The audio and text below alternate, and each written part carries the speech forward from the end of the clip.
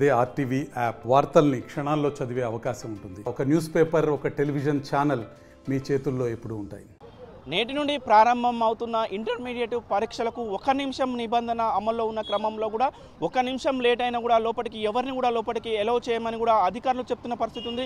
అందుకు అనుగుణంగానే నల్గొండ పట్టణం ఏదైతే నల్గొండకు సంబంధించి మాడుగులపల్లి మండలానికి సంబంధించిన ఒక వ్యక్తి అక్కడి నుంచి బస్సులో రావడానికి లేట్ అయింది కాబట్టి 9 గంటల తర్వాత కూడా వచ్చినా కూడా లోపలికి అలౌ చేయట్లేరు అధికారులు. అతన్ని ఇంటికి పంపించే ప్రయత్నం చేస్తున్నారు. ఎందుకు లేట్ అయింది అనేది తెలుసుకోవడానికి విద్యార్థి మనతో ఉన్నారు. చెప్పు చిన్న, ఏ ఊరు నీది? ఎందుకు లేట్ అయింది? మాడుగులపల్లి సార్. ఎందుకు లేట్ అయింది? మరి ఆల్రెడీ 9 గంటలకు రావాలి కదా. బస్సు లేట్ అయింది సార్. బస్సు రానే రాలేదు. ఒక్క బస్సు కూడా రాలేదు ఆ రోడ్డు మీద.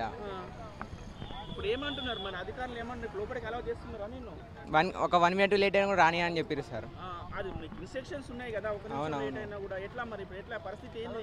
ఇప్పుడు బస్సు మనం తెలుసా సార్, బస్సు వస్తారా అని రాలేదు సార్. తొందర పోయినా కూడా రాలేదు, అంతే సార్.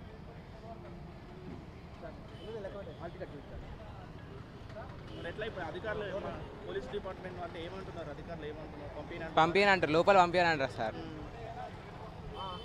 మరి ఇంటికి వెళ్ళిపోతున్నారా? సప్లీ రాసుకోవడమే సార్.